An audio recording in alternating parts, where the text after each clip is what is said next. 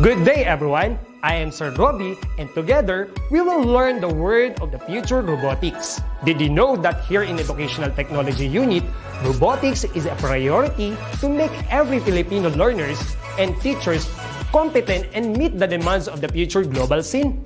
Wherein teachers, students, and parents who wanted to learn robotics is just a click away for free. Robotics is an interdisciplinary field which integrates computer science and engineering. It involves design, construction, operation, and use of robots to assist human activities. Are you ready for this transformation? Soon in ICT's Educational Technology Unit. Come and join us and love the future para sa bata, para sa bayan, at para sa guro. Sulong edukalidad.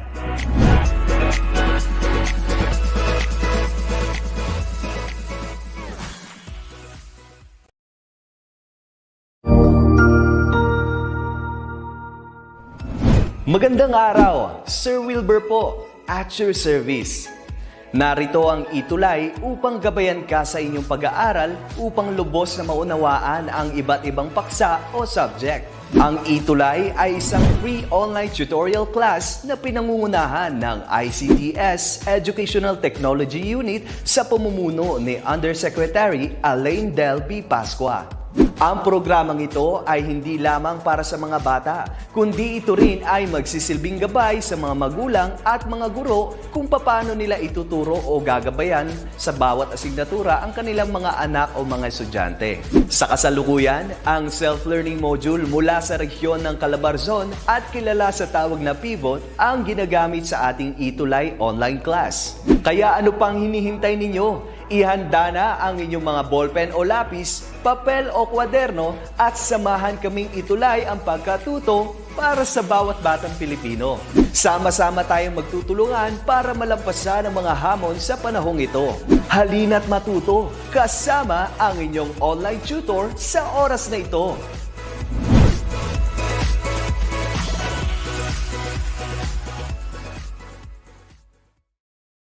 Hello! Hi! Good afternoon and welcome to our ETUlay session para sa Week 6 ng 4th quarter.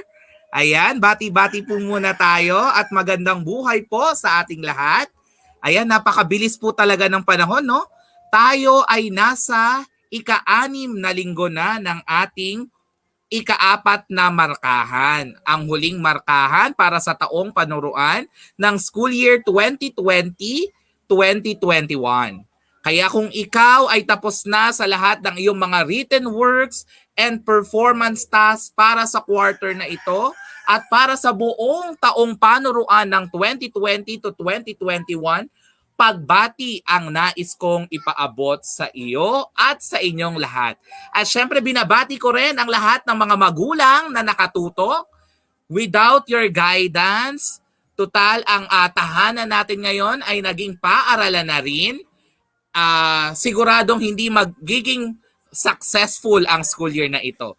Binabati ko rin syempre ang aking mga kapwa guro na talaga namang 100% or 180 degrees nag-turn around ang ating classroom ngayon. Dati pang 4 na sulok lamang ng classroom ang ating mga kagandahan at kagwapuhan. Ngayon, pati online learning na. O, di ba? At ngayon nga ay magsasama-sama tayo para sa ika-6 na linggo ng ating General Mathematics. At ngayon nga ay araw ng Biyernes at tuwing araw ng Biyernes ay nakalaan para sa ating mathematics class. Ayan. So, senior high school, General Mathematics po tayo. At ako po ang inyong lingkod, Tutor Romel, na inyong makakasama mula 4:40 p.m.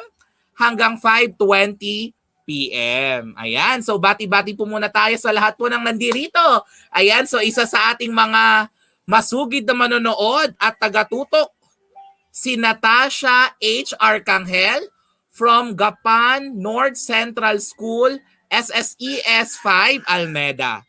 Hello rin kay Sally or Daniel Palomo. Ayan, so don't forget to like and share our video for today or ETUlay session for today at siguradong marami po tayong matututunan.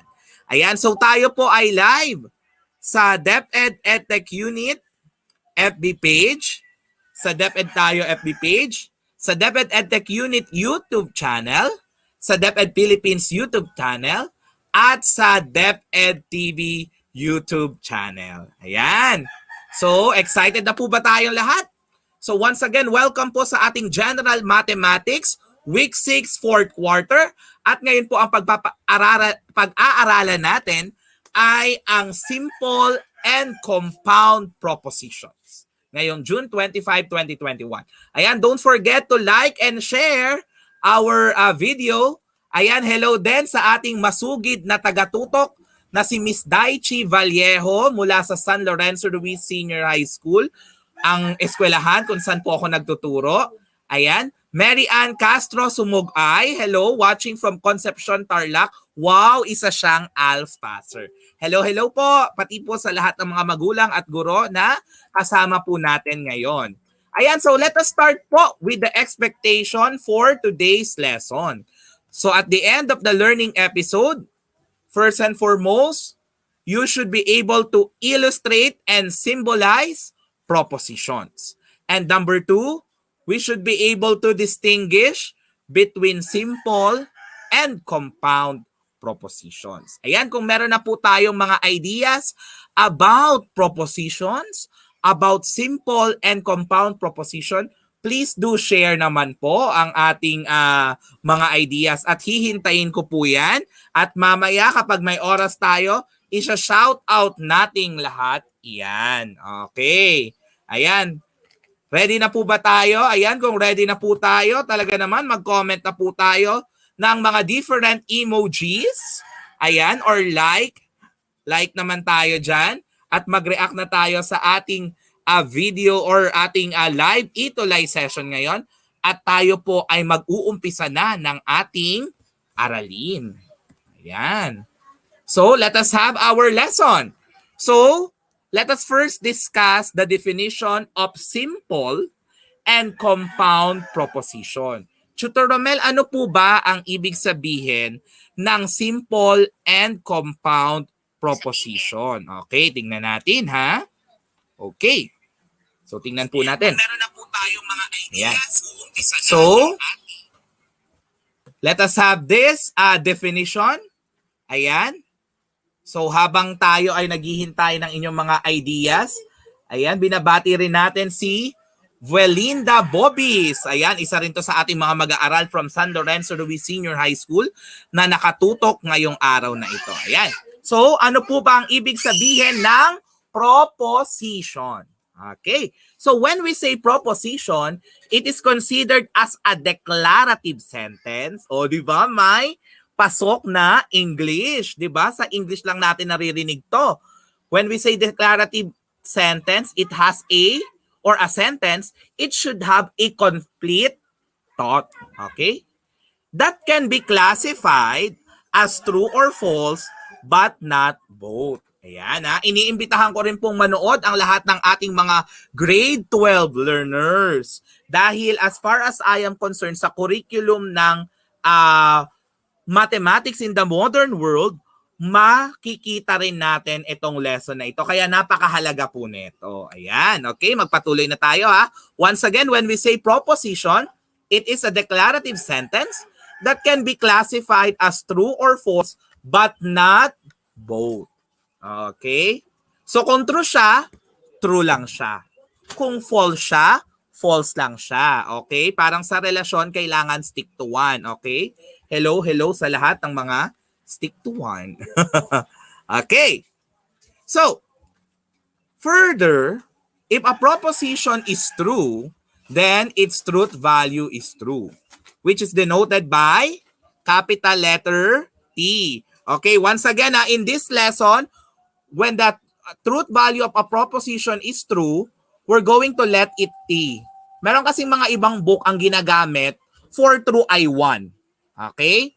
Otherwise, its truth value is false, which is denoted by F. Okay? So for the sake of this lesson, once again, we're going to let true be represented by T, okay? And false be represented by capital letter F, okay? Kasi meron tayong mga libro, no? Lalong-lalo na nung naalala ko nung nag-take ako ng MA namin sa Foundations of Mathematics, na-discuss rin to. Ang ginamit naman namin para sa true ay 1 at ang false naman ang ginamit namin ay 0. Okay? Yan. But once again, in this lesson, we're going to let true be represented by capital letter T and false be represented by capital letter F. Okay, ayan. So further, propositions are usually denoted by small letter called propositional variables. Okay, so tingnan po natin ang ating mga susunod na halimbawa or examples. So let us have some examples of simple and compound propositions. Ayan ha, okay. So, as you can see, we have here propositional variables represented by P. Okay? So sabi nga kanina dun sa ating previous slide, propositional variables is usually represented by small letter. Okay? So we have here an example of proposition. Everyone should study mathematics. Okay? Another one. Either you will stay at home, okay, or you will be at risk of the virus. Ayan, maraming salamat po kay Sally or Daniel Palomo. Ayan, tinag niya pala ang isa sa kanyang mga estudyante na si Mark John Zelda Mantawil. Hello po sa inyong lahat. Okay, comment nyo rin kung taga saan po kayo at para masabi rin po natin at ma-shoutout po natin. Ayan. Okay, so this is another example of a proposition. Either you will stay at home or you will be at risk of the virus. O, di ba? Okay, it can be classified as either true or false. That's why it is an example of proposition. Okay, next. Let R be propositional variable R represents she is 5 feet tall. Okay? And we have another one represented by small letter S. Malolos is the capital of Bulacan. Another one is represented by small letter T.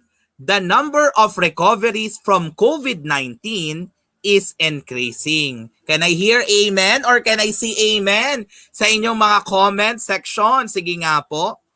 Ayan, pa-amen naman tayo dito, no? The number of recoveries from COVID-19 is increasing. Amen to that. Okay?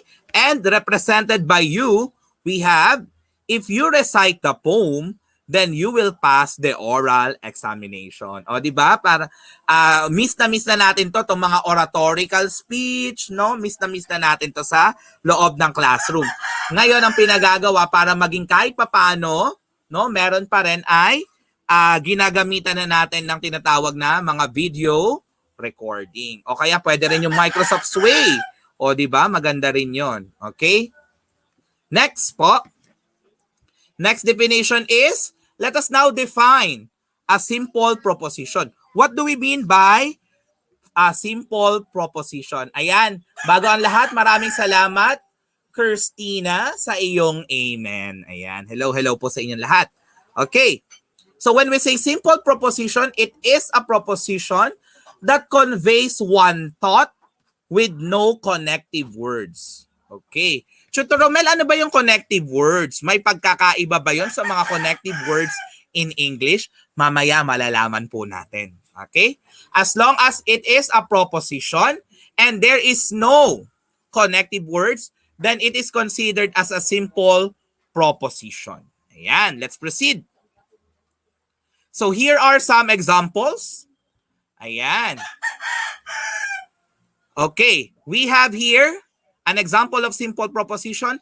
Herbert is wearing a face mask to fight COVID-19. O di ba napaka valuable ng ating mga example ngayon. Talagang napapanahon. Ayan. Let's proceed to the next. Rowena is one of the nurses assigned in the Medical City Hospital. Shout out rin sa ating mga magigiting na nurse at mga doktor na talagang patuloy na nakikipaglaban ang ating mga frontliners against sa virus na ito.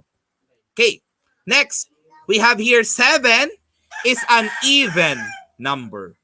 Okay, and another example is we have 3 plus 2 is equal to 5. Ayan. And another one, Christmas is celebrated on December 25. Ayan. So these are some examples of our simple proposition. Ayan, bati-bati na ulit tayo. Hello kay ayan, nag-amen rin si Sheila May Dizon.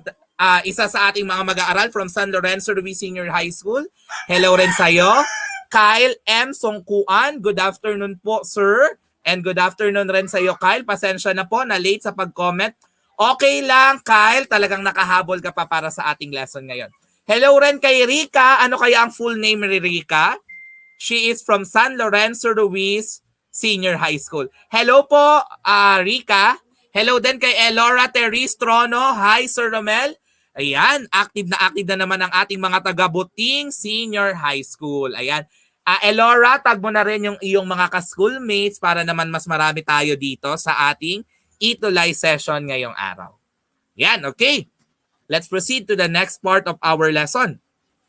Ito naman, compound proposition. So kanina, simple proposition. Ngayon naman, compound proposition. Tutor Romel, ano naman po ang ibig sabihin ng compound proposition? Ito na, i-reveal ko na. So when we say compound proposition, it contains 2 or more simple propositions. Ganun pala. So kapag meron na tayong 2 or more simple propositions, meron na tayong tinatawag na compound proposition. Okay? So these are put together using connective words. Tutor Romel, ano yung mga connective words na yon? Kanina mo pa nababanggit yon. Okay, ano-ano po ba yung mga connective words natin? We have words such as, okay, or, not, and if then. Okay, so these are just some examples of our connectives. Okay, so let us have these examples of compound proposition. Ayan, excited na po ba? Ayan, so tignan natin ang mga halimbawa ng compound proposition. Number 1, either logic is fun and interesting or it is boring. Ayan, so this is our first example, no? Once again, our first example, either logic is fun and interesting or it is boring. Second example, Raul is not good at speaking Filipino. Ayan. Next, if you will follow the safety protocols, then the less your risk to contact COVID-19. Ayan. And another example, today is Friday. Tama, today is Friday and Friday is general mathematics time. And tomorrow is Saturday. Ayan. So, nais ko rin palang i-shout out ang aking kapartner sa pag-develop ng ating module for proposition, simple and compound proposition, ang aking subject group head from San Lorenzo Ruiz Senior High School, Mr. Christopher J. Cruz. Ayan. So, yung aming module na ginawa para sa mga mag-aaral na Pasigenyo, senior high school mag-aaral ng Pasigenyo, ang ginagamit natin para sa ating ETUlay session ngayon. Hi, Sir Tofi! And of course, hello din kay Darian Maiza Ganaza Hermosura from Buting Senior High School rin to, no? 11 Yums F. And ayan, nag-comment na rin si Rika na siya ay from 12 Yums O3. Ayan, naku mga estudyante natin yan. Maraming salamat po sa inyong pagtutok. Okay, let's proceed to the next. What are the components now of compound proposition? Tutor Romel, paano ba pag sinabing components? Ayan. Ito na. So ito rin yung pag-aaralan natin sa mga next session natin. Yung truth value naman ng mga components na ito. Okay, so what do we mean by conjunction? So when we say conjunction, these are 2 simple propositions connected using the word and or but. Okay? Once again, when we have two simple propositions connected using the word and or but, that is an example of a conjunction compound proposition.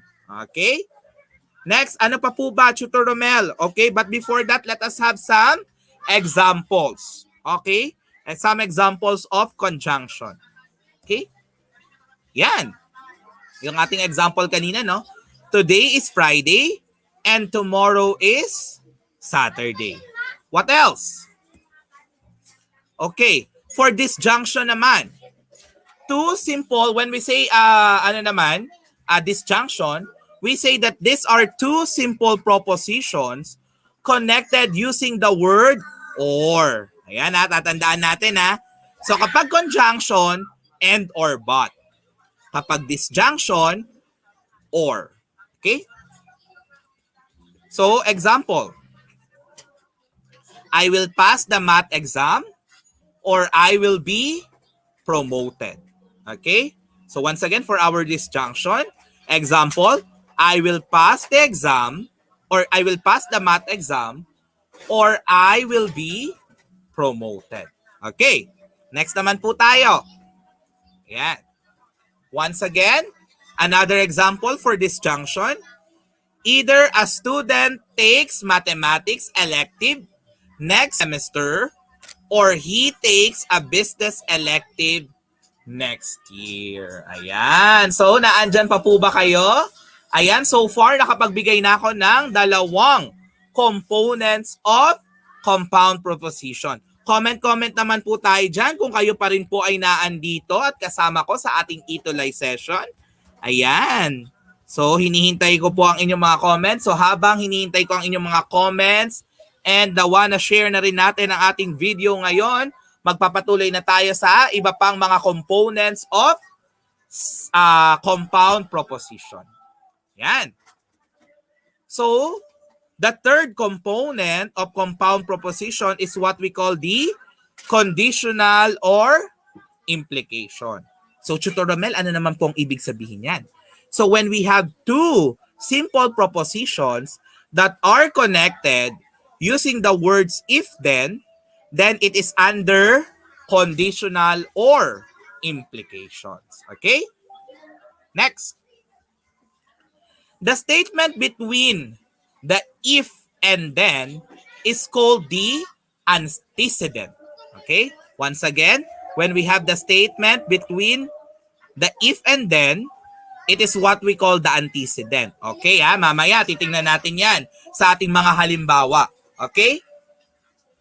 The sentence that follows then is called the consequent. Okay?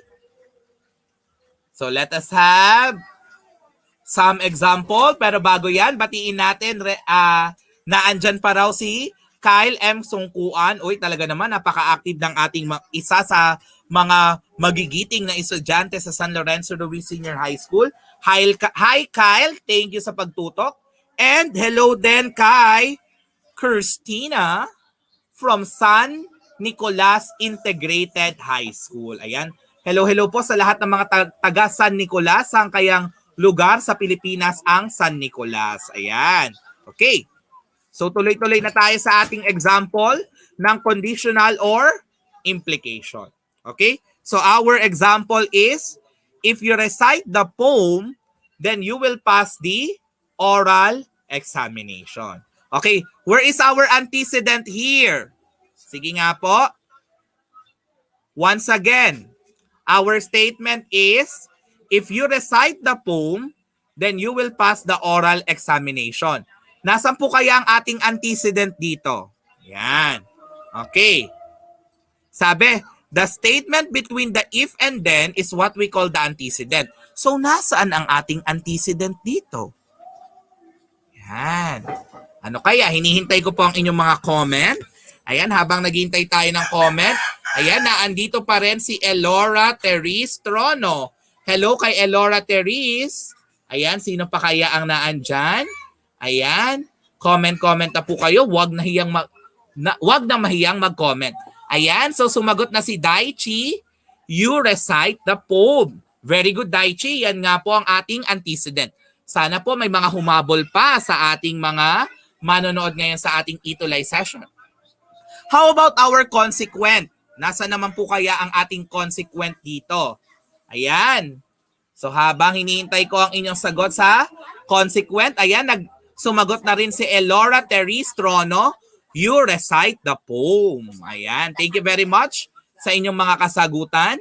Nasaan kaya ang kasagutan ng iba? Hintayin natin, no? How about our consequent po? What is our consequent in this example? Ayan. Okay. Once again, if our antecedent is you recite the poem, ano naman po ang ating consequent? Ayan, nag-comment na si Vuelinda Bobis. Nag-comment na rin si JC Marquez. Tama po ang inyong mga kasagutan. Tama rin ang sagot ni Elora Therese Trono. You will pass the oral examination. Ayan. Tama rin ang sagot mo, Kyle M. Sungkuan. Ayan. Maraming salamat. Uy, marami tayong nakatutok ngayon sa ating YouTube. Maraming salamat po. Ayan. Next. Ayan. You are entitled to a 30,000 pesos discount if you are a member. Ayan, tingnan nga po natin ang ating mga manonood. Brilliant mind ng ating mga manonood. Ano po kaya ang ating antecedent dito at ano naman ang ating consequent? Sige nga po, abang hinihintay ko ang inyong mga kasagutan. Ayan, good afternoon rin sa iyo, JC Marquez from San Lorenzo Ruiz Senior High School. Hello din kay Erwin Paul Portiliano. Hello din kay Ma'am Pitts ng Mangan High School, mother ni Erwin. Regards sa iyong mami, Erwin. Ayan. So habang naghihintay tayo ng mga kasagutan, sumagot na rin sa ating first example si JC Marquez nga. Sumagot na. Ayan, tama yung kanilang mga sagot na you will pass the oral examination para sa ating consequent. Ayan. Dito naman kaya sa ating second example, ano naman po ang ating antecedent at ano naman po ang ating consequent. Sige nga po. Ayan, habang hinihintay ko ang inyong mga kasagutan. Ayan, maraming salamat po sa lahat ng mga nanonood. Talagang nakaka-overwhelm po ang inyong mga pagkomento. Ayan, meron na bang pumasok ng mga sagot? Ayan, ayun. Okay, sabi nila, Daichi, the antecedent is you are a member. That's correct, no? Our antecedent is you are a member. Ayan. And then, ang atin naman pong consequent ay you are entitled to a 30% discount. Ayan, sumasagot si Buelinda. Ay, baliktad. Okay lang yon, Buelinda. Ang mahalaga, anak, nag-try kang sumagot. And now you know the correct answer. Yay! Maraming salamat po. Uy, active ang mga manonood natin sa ating YouTube channel.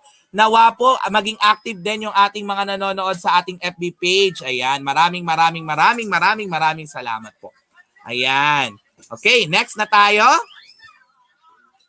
Okay, punta tayo sa ating susunod na example. We have here, biconditional. Ayan. Ayan, sumagot na rin si Elora. O, mamaya babasahin natin.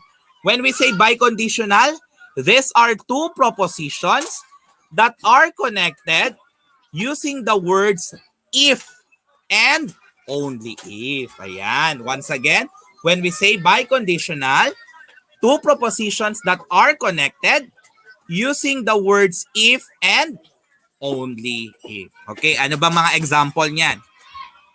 Jill is happy if and only if Jack is attentive. Okay, another example.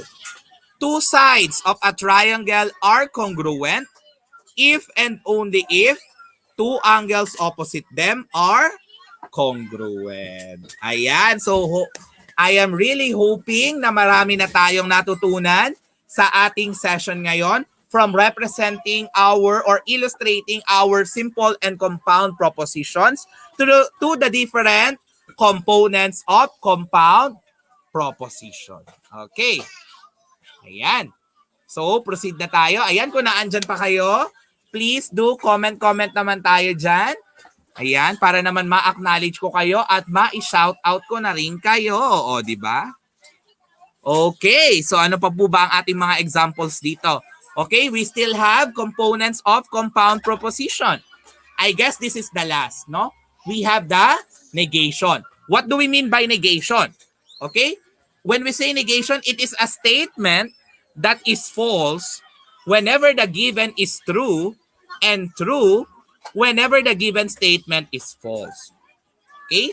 The negation can be obtained by inserting the word not in the given statement or by prefixing it with phrases such as it is not the case that. Okay? So what are some of the examples? So the first example here, we have proposition P given Herbert is good.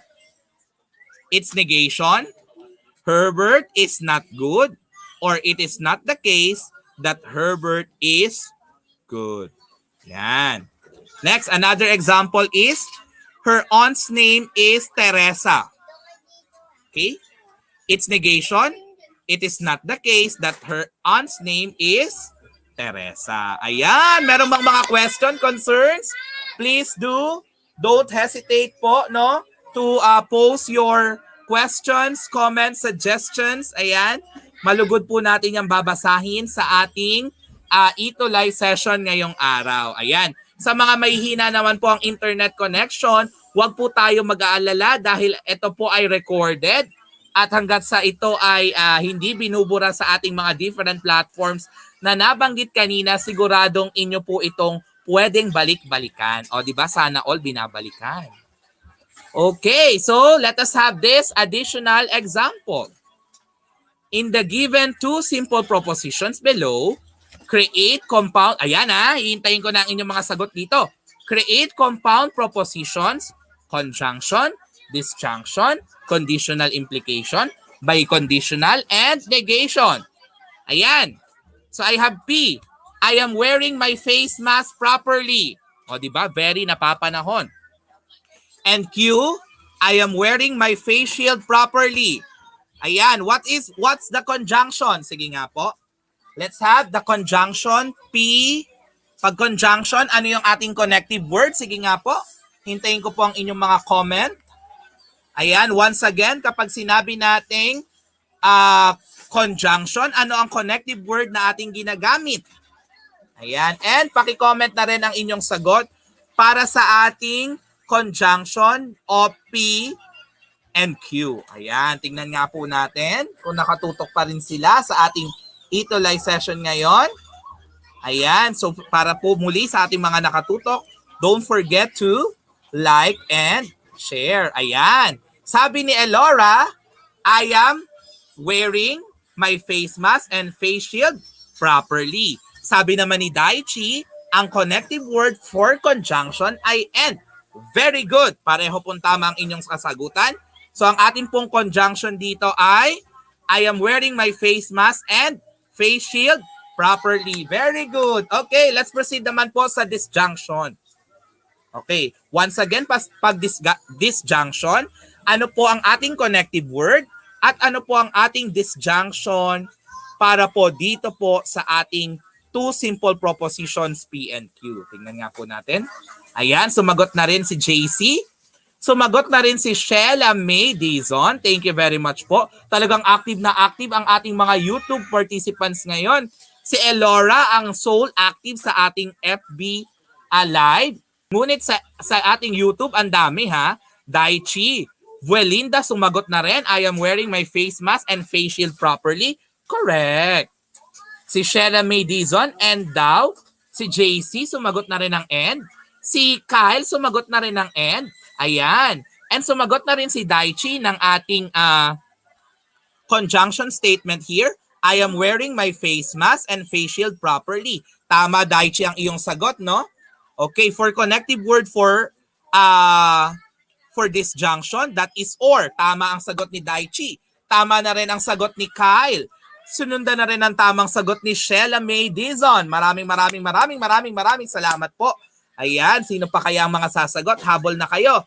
Okay, tingnan na po natin ang sagot para naman sa ating disjunctive statement or disjunction statement para naman po sa P and Q. Okay. Ayan. Okay. So, meron na po bang mga sumagot? Ayan, tingnan natin kung meron ng mga sumagot sa ating session or for our disjunctive. Ayan, sumagot na si Daichi na I am wearing my face mask or face shield properly. Tingnan natin. Ayun. So napalitan lang ito ng or. Maraming salamat sa iyo, Daichi. How about the conditional? Ayan, tingnan natin. Ano naman po kaya ang sagot sa conditional? Ayan, habang hinihintay natin ang mga sagot, syempre shout out ulit sa mga sumasagot at very active nating mga students ngayon sa ating ETUlay session. Ayan, naandyan na rin si Girly Banya. Girly Banya, maraming salamat. Ayan, I guess si Girly Banya ay atin ring estudyante from San Lorenzo Ruiz Senior High School. Maraming salamat po sa iyong pagtutok, Girly. Ayan, nasa YouTube sila nakatutok. Ayan, si Elora ay sumagot na rin. Ganon din si Rika. Ayan, tama po ang inyong mga kasagutan for disjunction. Ngayon naman po ay hinihintay ko na lamang ang sagot para sa conditional, biconditional, and negation. Ayan. Ayan, sumagot na si Daichi. If I am wearing my face mask, then I am wearing my face shield properly. Tingnan natin. Ayun, correct. So for our conditional or implication, we have, if I am wearing my face mask properly, then I am wearing my face shield properly. Ayan ha, that's a very good reminder to everyone. We should wear our face mask properly and our face shield properly. Para naman corona babay na, o di ba? Para rin manatili tayong ligtas. Ayan. So, ayan, maraming salamat kay Elora Teristrono na sumasagot din. Ayan, napakadaming active ngayon. Active na rin si JC Marquez. Sayang daw, naunahan siya. It's okay, nak. Hindi naman ito paunahan, no? Basta masaya ako na maraming active participants tayo ngayon, no? Parang first time ito na marami tayong active participants sa YouTube. Maraming salamat po. Ayan. Nawa, sa susunod naman, since it's our second to the last week sa Facebook saka YouTube, mas parehong maraming participants. Ayan, naandyan na rin si Melody Polo. Ayan, sumagot na rin si Elora. Okay? Ngayon ay biconditional naman po tayo. Ayan, sumagot na si Elora ng biconditional, no? I am wearing my face mask properly if and only if I am wearing my face shield properly. Ayan, thank you very much, Elora. Palakpakan naman tayo dyan. Okay, next, and for our negation naman po kaya. Ano naman po ang ating negation? Ayan. Ano naman po kaya ang ating negation dito? Ayan. So, ang negation naman po natin ay, tingnan natin. Ayan, so, ayan, okay. So, ano rin ba ang connective word natin? Ayan, so sumagot na si Melody ng if and only. Siguro dito yun, no? Sa ating biconditional. Sabi ni Elora, okay, I am not wearing my face mask nor face shield properly. Ganun rin ang sagot ni Daichi. Ayan, ayun, tama po tayo, no? I am not wearing my face mask nor face shield properly. Ayan, sumagot na rin si Buelinda for the biconditional. Maraming salamat po for being our active tutees for today. Kayo po ang dahilan kung bakit meron po tayo mga gantong mga venue, ang ETUlay session, para po matulungan ang lahat ng mga mag-aaral sa kanila pong pag-aaral in this better new normal. Ayan, gawin nating better new normal talaga ang pandemic na ito. Ayan, so we are now down to our exercises. Tingnan po natin ang ating mga exercises dito. Hintayin ko po ang inyong mga sagot. Naandyan pa po ba kayo? Comment naman po tayo dyan. Ayan, thank you Sheila May Dizon, kay Buelinda Bobis, kay Daichi Vallejo at Elora Teristrono. Kay Melody Polo, maraming salamat po sa inyo, sa inyong pagtutok. Ayan. Now we are down to our exercises. Ayan, tingnan natin. So, for our first exercise, you're going to decide. Ayan, hello din, Songkuan Kyle, JC Marquez. Ayan, talaga naman gustong-gusto nila na magkaroon ng mga dagdag na kaalaman ngayong araw, kaya talagang nakatutok sila. Ayan. Pakishare na rin po ang ating live ngayong araw, ha? Ayan, para mas malayo po ang marating nito. Okay, so once again, decide whether each of the following is a proposition or not a proposition. For item number 1, we have every triangle has 3 sides. Is that a proposition P or NP? Habang hinihintay ko po ang inyong mga kasagutan, sige nga po, bati-bati po ulit tayo. Hello, Buelinda, Sheila May Dizon, JC Marquez, ayan, Melody Polo, Elora Therese Trono, maraming salamat po for being our active cuties for today. Ayan. So number 1, it is a proposition. Ayan. So, tingnan natin. Number 1, P, correct. Number 2 po, ano kaya ang sagot? Ayan, tingnan natin. Number 2, ano po kaya ang sagot natin? If number 1 is a proposition, P. Number 2, Rowena is one of the nurses assigned in Pasig City Children's Hospital Child Soap. Shout out sa lahat ng mga lahat ng mga nagsiserve na frontliner natin sa Pasig City Children's Hospital Child Soap at sa lahat ng ating mga magigiting na frontliner nurse, doctors, lahat ng mga nagtatrabaho maging sa hospital. Ayan, shout out po sa inyong lahat. Okay? Number 2 is it is a proposition. Ayan, hello din kay Mr. Portiliano na nanonood na rin ngayong araw. Maraming salamat sa iyo, Erwin, for watching. Ayan. Talagang gusto nila ng mga dagdag na kaalaman. Okay. Buelinda, Shelly May. Okay. Or Sheila May, maraming salamat. Kyle, maraming salamat. Daichi, ayan. Okay. Item number 3. Always wear your mask and face shield properly. Is that a proposition or not a proposition? Tingnan nga po natin for item number 3. Habang hinihintay po natin ang inyong mga kasagutan, bati-bati ulit tayo. Hello kay Rika na nagko-comment din. Hello rin kay Buelinda. Ayan. Okay. Okay, hello din kay Elora. Ayan. Ayan, sabi ni Erwin Paul, NP, question mark. Tingnan nga natin, Erwin. Ayan, sumagot na rin si Elora ng not a proposition. Sumagot na rin si Kyle ng NP at si Melody, NP din. Si Daichi, NP rin ang sagot niya. Ganon din si Rika. Tama ang inyong kasagutan. It's NP. For item number 4, write a letter. Is that a proposition P or not a proposition NP? Sige nga po. Hintayin ko po ang inyong mga kasagutan. Ayan. Sumagot na rin si Sheila May Dizon for item number 3, NP daw. Tama. May tama ka. Congratulations. Nako, nakakatuwa naman. Ang daming mga active ngayon, lalong-lalo na sa ating YouTube. Ayan, maraming salamat. Melody Polo, sabi niya P. Ang sabi naman ni Sheila May, P din. Ang sabi ni Elora, NP. Ayan, tingnan natin. Write a letter. NP po yan. Because it is not a, or it is considered as a sentence, but you cannot classify it as either true or false. Okay, di ba? Pag write a letter, not a proposition yan. Kasi hindi natin masasabi kung true ba yan or false. Okay? Next, item number 5 po tayo. The first case of COVID-19 in the Philippines was documented in January 2020. Is that NP or P? Pili na kayo. NP. P, NP. P, NP. Di ba? Proposition P, not a proposition NP. Tingnan po natin ang inyong mga kasagutan kaya. Ayan, number 5. Talagang halo-halo ang sagot sa sa item number item number 4. Once again, number 4 po is NP, no? Number 5, it is a proposition. Proposition po yan mga anak, no? Maraming salamat po. Ayan. Item number 6.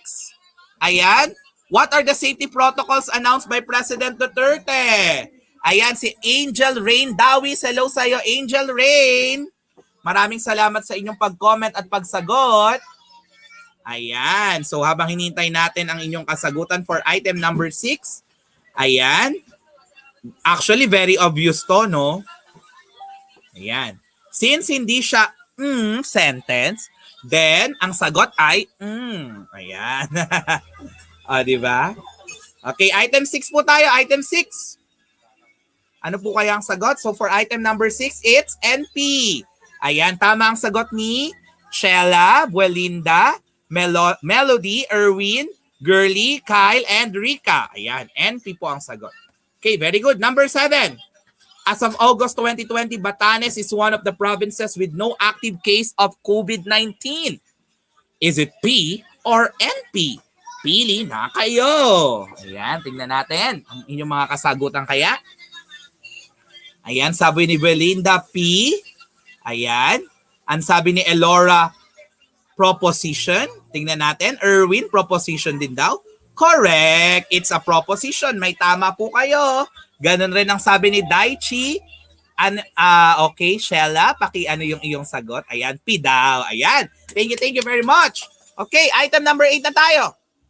Mindanao is an island in the Philippines. Is it P or NP? P or NP?